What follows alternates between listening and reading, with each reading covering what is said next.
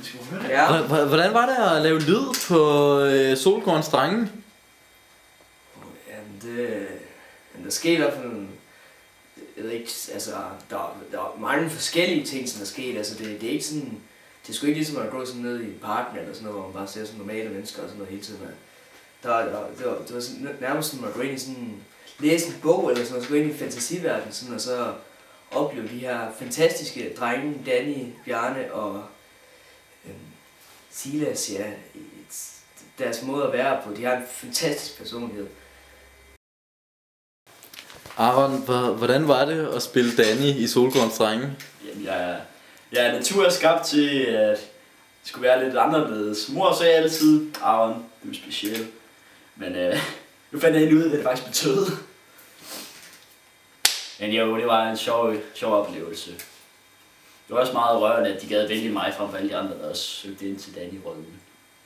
Hvilket var sådan 2 andre fyre. Altså, udover sådan at spille med i den, så har jeg også sådan skrevet den og instrueret den. Så det er jo sådan min baby, som jeg har fået lov til at forme med mine egne livgivende hænder.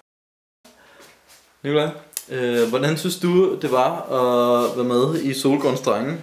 Jamen, det var interessant at spille rundt som Bjarne, fordi at mine replikker, det var faktisk ret svært at huske, og jeg havde lidt svært. Jeg synes, at det var interessant at spille Bjarne, og den her sådan anderledes person, som jeg normalt ikke plejer at skulle at være, og sådan et helt andet miljø.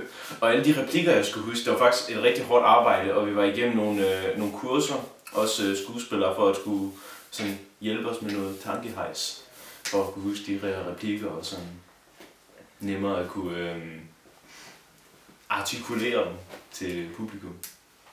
Men altså, det hjalp også ret meget, at det sådan var mig, der instruerede, ikke også? Nu skal du ikke stjæle rampelyset fra ham. Det er hans tur nu. Du skal bare lige... Thank you. Tak skal du have, Nicolaj. Wormy, hvad synes du, nu har du set lidt om bag scenerne her på Solgårdens Drenge. Hvad er sådan dit umiddelbare sådan, reaktion? Jamen, jeg synes jo, at filmideen lyder som en fantastisk idé.